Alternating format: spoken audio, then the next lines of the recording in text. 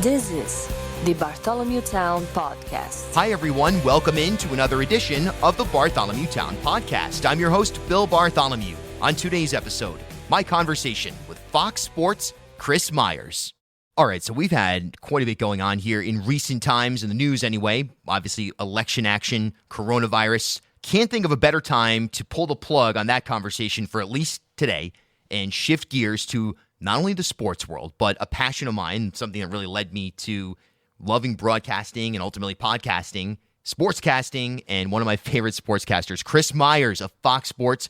I mean, you've seen him at the World Series, the Super Bowl, wherever newsmakers are in sports, this guy's there. He does play-by-play. He's a reporter. He does features. Now he's active on social media. So we talk about all of that, sort of the evolving landscape, not only of sports media, but media consumption in general. And considering he was on the sidelines for the Super Bowl, we break that down just a little bit as well. A very, very fun episode. An honor to have the legendary Chris Myers here on the Bartholomew Town Podcast, which, by the way, new episodes every Tuesday and Friday. Subscribe, rate, review wherever you're listening right now, and you'll find over 170 episodes waiting for you in the back catalog. Bartholomew Town, also made possible by our friends at Newport Vineyards, located in Middletown, Rhode Island. Hey, it's almost summertime, almost time for those vineyard evenings and vineyard afternoons outdoors, but lots of winter programming going on as well. Head over to newportvineyards.com, one of my favorite places in New England, Newport Vineyards.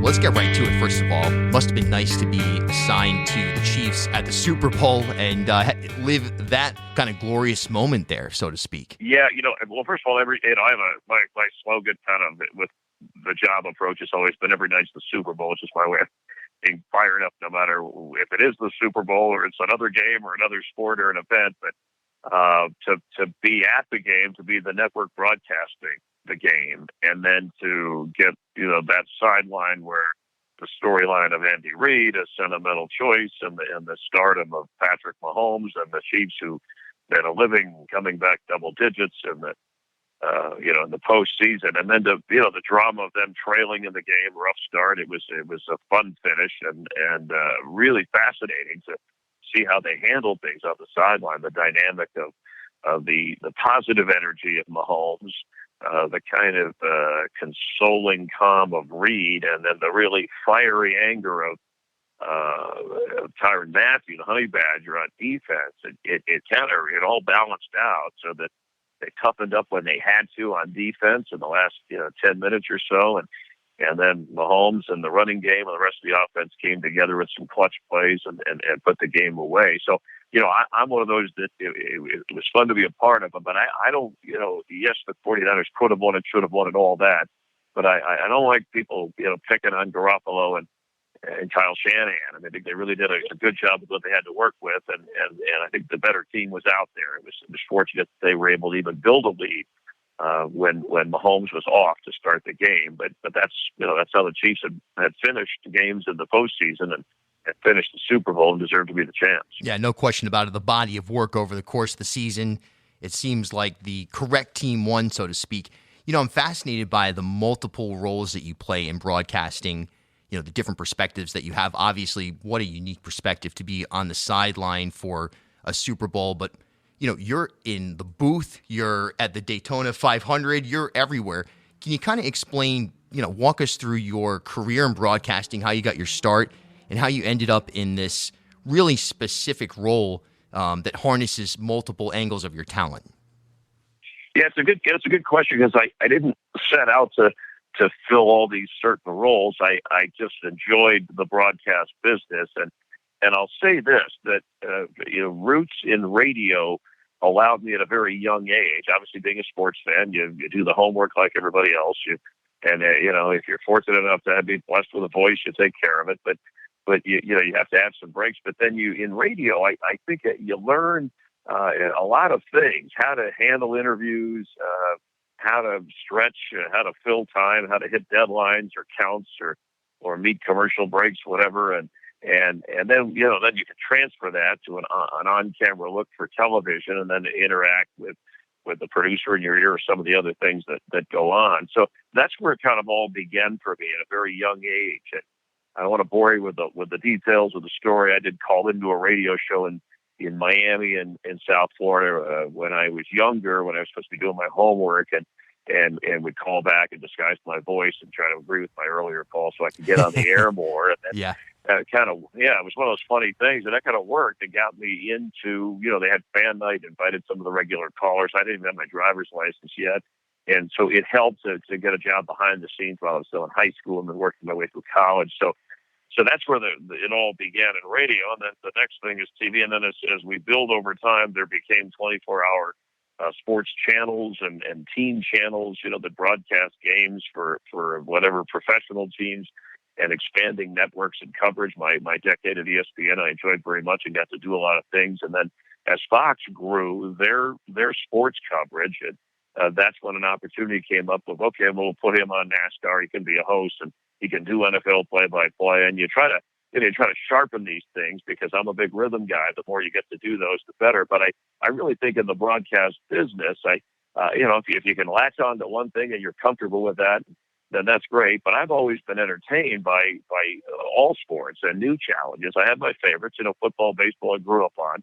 But to do a dog show, or to host a Daytona 500 pre-race show, or a NASCAR events, or to do some boxing, I mean, those are fun, kind of different challenges that I think are worth taking on at any stage of your career. And at Fox Sports too, we have tremendous production and behind the scenes help and research and things like that I think complements people who are on the air, and I'm grateful for that. But I think it's an advantage. I really do. I like, Bill, the idea of, like even the NFL season, calling games in the booth, play-by-play during the year, and then in the playoffs, and if Fox has the Super Bowl, being part of the Joe Buck, Troy Aikman, Aaron Andrews team that covers the game, and then you're down on the sideline, so you have a different perspective, and you have a season of having covered teams and talked to coaches and players. And I think it really benefits in crazy situations like post-game at a Super Bowl, or if something unforeseen would happen at a very sporting event like NASCAR, where there's a serious car crash or an injury or something like that. Yeah, no question about it. And I can't off the top of my head think of a similar situation anywhere, at least currently, or in the last, a couple of decades of, sports broadcasting, where someone who serves in play-by-play capacity then is on field for the Super Bowl, so to speak. I mean, it's a really specific and interesting component of your work. Moving on to kind of where we are today in media and how people consume not just sports, but all forms of media. You mentioned your radio background and how that really translates to a lot of people who probably absorb things through audio. Maybe they're streaming a Fox Sports video on their phone and really consuming the audio. Where do you see, the epicenter of media kind of heading as we move forward into the next decade, or we're in it, I guess, already, but really into the meat? And I think we've already seen a kind of a transition where highlights, and look, if we have a big screen TV and the time, you're always going to want to watch highlights or a game, especially live events on TV. But if you don't, the next best thing is to have it on your screen, your phone, your iPad, whatever kind of device you have, and carrying it with you. And then if you don't even have that or the access to that, you can track it at least either online with updated plays from scrimmage on a football game, or scoring results in a hockey or basketball or baseball game. So the kind of gotta have it right away live thing is one of the special things about sports television and sports media. Let's just call it that, because I think that's a reason that the ratings, when they talk about live programming on television, sporting events, it's 98 out of the top 100, and most of those are football games, whether it's Super Bowl or World Series or whatever. So people like you can TiVo anything and you can watch things on demand, but there's nothing like live sporting events. So it's changed. And I've talked to Mark Cuban about this years back when I was doing more interviews, that just the idea that sports on the go is a very comfortable kind of thing that we're all now getting used to. But as far as sports broadcasting, I think streaming of events is really important. I think we've already seen kind of an opening up of a channel for every sport, and now teams with their own, not only channels, but teams with their own websites that create opportunity for broadcasters, journalists, or hosts to do interviews, to talk about the team, to update practices, And so it's changed a little bit in terms of, beat writers, the newspapers that were on the scene, and now there are bloggers and there are websites that cover various teams or leagues on a regular basis. And so what's next? The expansion of it, I guess, right, is just more of we expected. So if people are going to give it to us, so that you'll have, whether it's soccer or other sports that maybe don't get the kind of coverage that the NFL and baseball get, will continue to get that. But as far as for broadcasters, I think it's a really good time. I tell you, when I speak at colleges or talk to young people in the sports media business, if you can't get on TV, you can do your own thing on the internet or on Instagram and do interviews and show people what you're capable of, and things can grow from there. So at least you have a platform. Before, it was tough even to just get a platform, to get on the radio or to get on television. So those opportunities are out there, and I think the sports world has allowed that to happen and will continue to in so many ways. We're seeing the XFL emerge now, and it's interesting because it's not really in any way a challenge to the NFL, the juggernaut that the NFL is. But I was thinking today, as I was just scanning some of the sports websites, maybe it's starting to encroach a little bit on NCAA basketball. Do you think there's space as we have, as you mentioned, these new sports emerging? Do you think we'll see, more narrowcasting and maybe a larger overall audience, or do you think there's going to be sort of a competition for a smaller pool of viewers that might actually shrink the amount of people who are watching sports overall? Yeah, it's an interesting area to go, because I know we only have so much time in our day, or we can only watch so much sports. Even if we're a glutton for whatever sport is on or whatever event, you also have the gambling interest, and you have general curiosity, people that are tied to colleges, alumni support. But yes, I think what I was reading into your question was that I do think, and to me, there'll never be too much sports, but how much of a sport do you need for it to survive in terms of an audience or a TV deal? You can have, the big blockbuster leagues, and the NFL is king of the hill right now. Baseball was at one time. Hockey and NASCAR may have become a little bit more of, I don't want to call it niche sports. I don't mean that to be offensive. I just mean they're not, and they have their moments, but they're not on the mass appeal grand scale to command what the NFL can for certain things, or let's just say the NBA at a certain time. So yes, college sports, yes, the March Madness and certainly the college football playoff and the head-to-head rivalry games all draw. But I think somewhere along the line, we're going to have to whittle things down, or at least sports leagues are going to have to be realistic that, okay, if we're not at this highest level, where do we fit in? Is that where an XFL makes it? I thought the AAF would have a little more life to it and run, and I missed on that. But I do think that there should be some kind of league for professional football between the college game and the NFL. There used to be NFL Europe, some kind of developmental league for various positions in the NFL. I think is that, and I think that's something people will watch. But we shouldn't fool ourselves into thinking it's going to be that thing that we gather around on Sunday afternoon or whenever they're on, and tune in religiously and follow it fanatically, like we do the NFL or some of the other sports that certainly are more established. You think of MLS soccer, you think of other sports that there certainly is an audience for.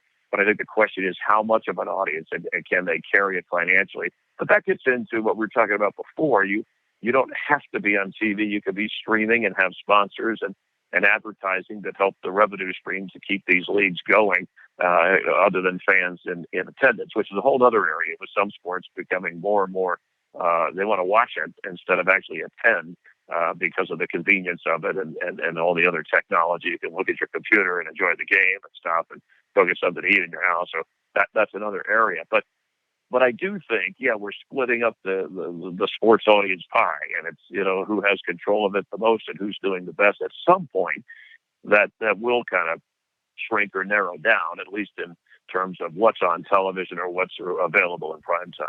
This is the Bartholomew Town Podcast. Hey, yes, you. A great way that you can support the pod is to leave a rating wherever you're listening right now. And remember, new episodes every Tuesday and Friday, and daily content on Twitter, Instagram, Facebook, and LinkedIn. Just search Bartholomew Town.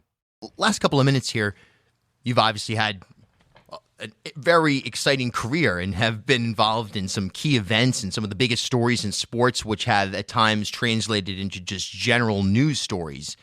What are some of the things that stick out for you so far in your career, some of the big stories or big moments that kind of come to mind, just from an anecdotal standpoint? Yeah, and that's what I think any broadcaster should be ready for. I mean, it's fun and games, and we take our job seriously. We try to handle the events as best we can, whether it's interviewing Tom Brady after the greatest comeback in a Super Bowl and overtime when they beat Atlanta, or the Red Sox when they finally break through and win a World Series, and you're down there on the field interviewing Manny Ramirez or Curt Schilling.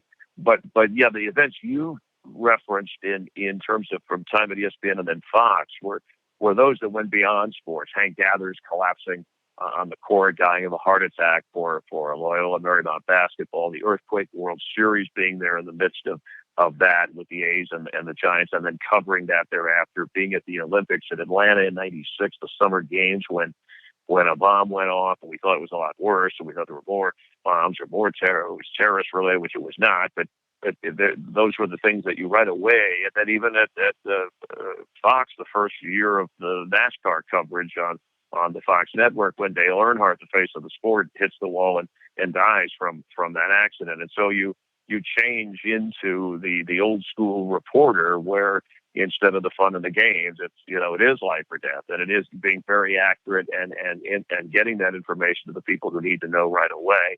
So it's a part of the job that I mean, it's why we're not in news, but when it does come up, you have to be ready for it. And so it changes your view of things a little bit about how to handle a tough day when a team does something or there's a win or a loss versus some kind of tragedy that supersedes all that. So it has been a kind of an interesting ride through. I mean, you don't plan on those things, but you like to be at the big events because that's when people are paying attention, and you just hope that you don't have something that turns a sporting event into a serious news event. Last question. Who are some of your favorite broadcasters, whether it's, when you're growing up, or it could be the same people now, and, whether it's your coworkers? Obviously it's tough to name lists and things like that, but, just some voices, some names that stick out that sort of help guide your creative side and sort of help sculpt, your own persona. Yeah, I listened to a lot of people. I thought Dick Enberg was very smooth. I liked Brent Musburger when he did the studio role of the NFL Today back on CBS, going way back. I certainly respect currently. I mean, Joe Buck, Jim Nance, the excellent job that they do in whatever role, whatever sport they're calling. I like that versatility, but that accomplished professionalism. So, but I must say that overall, I being a sports fan, and yes, I listened a lot and observed a lot, but and there were local announcers, and in every market there's some outstanding broadcasters that don't have to be on a national broadcast that I think people can learn from. The voice or people that you follow, they work hard and then they're entrenched in the community. But I was more, I think where I got my, I don't know if you want to call it style, but in terms of my broadcast approach, it was really taken from interview talk shows going back to, and now it would be the Jimmy Fallon and the Jimmy Kimmel and that type of thing. But it was back then, it was more like Johnny Carson. It was whatever afternoon interview shows that were going on, even Howard Stern's style of the way he would interview, not necessarily always the material, but he's a very good interviewer, getting people to reveal and open up and kind of enjoy themselves and feel comfortable. And I think, you always got to relate to the audience in whatever you're calling. You want to be accurate, you want to be informative, and then we are in the entertainment business. So you have to think about that as long as you balance all of that out. So, those are just some of the people. And comedians, I studied and watched comedians a lot when I was younger, and not to always be funny, but I think they could handle live situations very well on their feet, and they knew how to interact with people. And I think that was an element that has helped me through the years, whether it be a serious event or a tough interview or someone in a broadcast that maybe did or said something unexpected. So that kind of a long-winded answer, but that's kind of the background for my approach anyway to broadcasting. Chris Myers, Fox Sports. Watch him pretty much every weekend from a different incredible sporting event around the country. And what's the best way to follow you on? I know you're on Instagram now and on Twitter. Yes, well, Chris Myers Fox on Instagram, and _ Chris Myers, Myers on Twitter. Also, the ChrisMyersSports.com is a website where I put up a lot of the old interviews and try to update some NFL and NASCAR information when I can. But social media is very much a part of our business going forward in a number of ways, and I think it's very, very important. An area that didn't exist years ago, at least to this degree, and it allowed us. Certainly, I appreciate you taking the interest to contact me and want to do this, because it might not have happened if it wasn't for social media. So I'm glad you were persistent. All right, I've got a whole lot in store for you this year, including more sportscasters. As always, thanks for spending some time here in Bartholomew Town. I'm Bill Bartholomew, and until next time, we'll talk soon. This is the Bartholomew Town Podcast. At HealthSource RI for Employers, we provide access to health insurance to more than 1,100 local businesses and nonprofits, and 96% of them renew through us every year. Maybe it's our choice of 19 different health plans, our 10 years of customizing solutions, or our one local team of dedicated experts helping employers find quality health insurance. See how our numbers stack up for you. Learn more at healthsourceri.com/employers.